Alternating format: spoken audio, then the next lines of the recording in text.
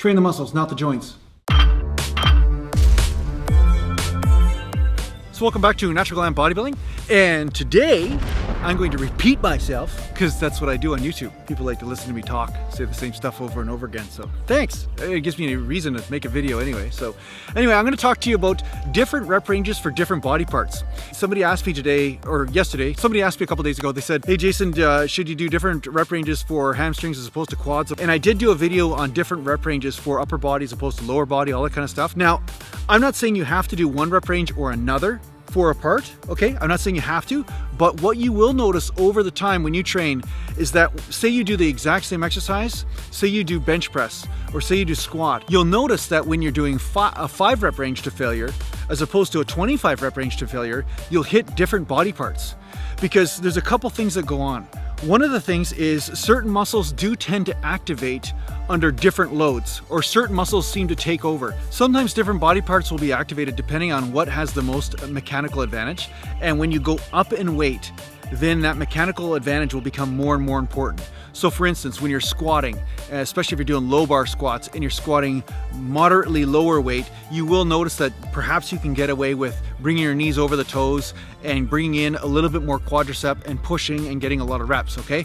But once you go heavier, you'll notice that you won't be able to get away with that as much, and you'll notice that you'll probably be more hip dominant, where you want to push off of the hips and bring in more of the hamstrings. So this is the reason why a lot of powerlifters, they don't squat off the knees. They actually really try to drive those hips back and then pull up with the hips, because the hips are stronger. You can actually put more force around the hips, okay? So there's more of a mechanical advantage there. So you will notice that when you use heavier weights, that this mechanical advantage will become more and more important, and therefore you will activate different muscles because of that. This isn't a video about which rep range is better. This is a video about the importance of mixing up your rep ranges, because you will hit different muscle groups depending on what rep range you're working with. That's why I feel very comfortable with doing 15 reps on a certain exercise, and then sometimes doing 25 reps, and sometimes doing 7 or 8 reps or 5 reps.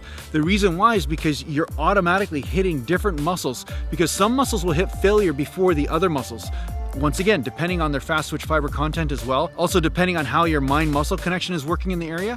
Sometimes certain muscles will fire when you're in the power stage, but they won't fire quite as well. Or maybe the areas that you're not as coordinated in will start to take over when you're doing lighter weight. You'll actually start to build that mind-muscle connection, where before they're almost like bullied out of the movement, right? So when you mix the rep ranges up, you'll start to notice that you start to hit different muscle groups, and this will bring an overall balance to your body, which is why I find using the reps like a rainbow, just to sound kind of girly here, you start to hit different parts of the muscle. And now this can happen in an individual muscle group, such as triceps, because there's 3 heads to the tricep. You know, there's 2 heads to the bicep, right? Bicep brachii anyway.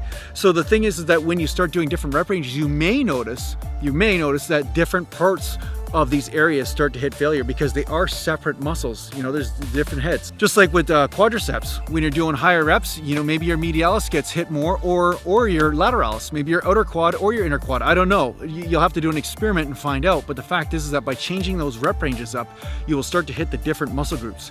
Okay, so that's why it's really good not to get stuck in just one rep range, because that one rep range helped you, because sometimes you may be missing out on some other muscular development that you might be able to take advantage of by changing the rep range up. So I hope this helps you out. Make sure you visit me at naturalgallantbodybuilding.com if you need to get a hold of me or something, and take care for now.